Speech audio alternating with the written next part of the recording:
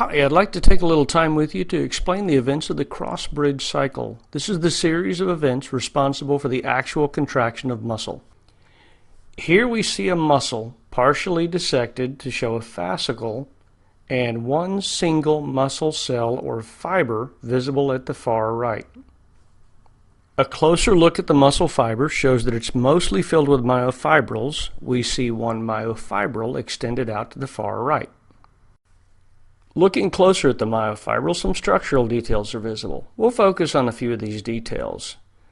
Let me point out the Z-discs. They appear here as zigzag lines in this two-dimensional image, but seen in the real world would look a little bit more like a round waffle turned on its side. These Z-discs mark the boundaries of a sarcomere. A sarcomere is the structure that's actually able to contract. In this image, we see most of the structures of one sarcomere. Again, here and here are our Z-discs marking the boundaries of the sarcomere. Primarily, though, in this image, I'd like to draw your attention to the elements colored red and blue. In this closer view, we see two distinct structures. The red, thick filament made of myosin has lots of golf club-shaped heads. We also see, in blue, the thin filaments of actin. These two filaments are the parts that actually form our cross bridges.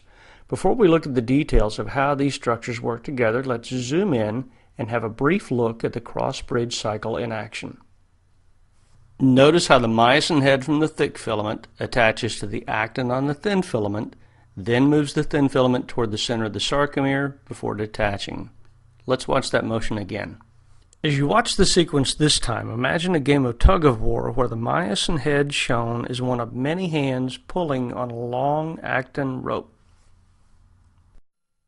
To begin the cross-bridge cycle, we need what amounts to a start signal. This arrives in the form of nerve stimulation, which leads to the release of calcium from internal stores within the muscle fiber. The increase in calcium concentration within the myofibrils is what allows the cross-bridge cycle to proceed. But how does calcium get the cross-bridge cycle started? Well, at rest, when calcium concentration is low, cross bridges cannot form. This is because tropomyosin, the gold strand seen here, covers the active sites on actin.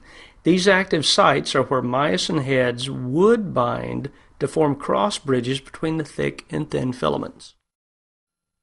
When the calcium concentration is high, the active sites are exposed. This occurs through two intermediate steps. First, calcium binds to troponin, causing troponin to change its shape. Second, the shape change in troponin alters the position of tropomyosin on the thin filament. In this new position, tropomyosin no longer covers the active sites.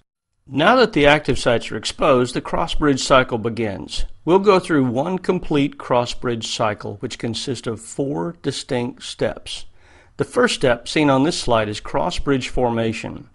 The myosin head binds to actin, forming the cross-bridge between the thick and thin filaments. Besides myosin bound to actin, we also see an ADP and an inorganic phosphate attached to the myosin. These were left by a previous cross-bridge cycle. In step 2, the myosin head pivots using energy that was previously stored. This movement is called the power stroke. The power stroke pulls the actin thin filament toward the center of the sarcomere, shortening the overall length of the sarcomere. As the power stroke occurs, ADP is released, freeing up space right about here for ATP to bind. We begin step 3 as ATP binds. This triggers detachment or breaking of the cross bridge. This is the first of 2 major roles for ATP, cross-bridge detachment. Note that the binding of ATP to myosin is sufficient to break the cross bridge. The ATP itself is unchanged so far. Not until the last step of the cycle is the bound ATP hydrolyzed to ADP and inorganic phosphate. The energy released from this hydrolysis will be used to recock the myosin head, storing energy to be used in the power stroke of the next cross-bridge cycle. At this point, we've completed one cross-bridge cycle. If calcium is still present, as it is right here, the active sites are still exposed, and a new cross-bridge cycle will form, and the cycle will continue. Now, you may wonder, when the myosin head is detached, as it is right here, why the thin filaments don't simply slide back.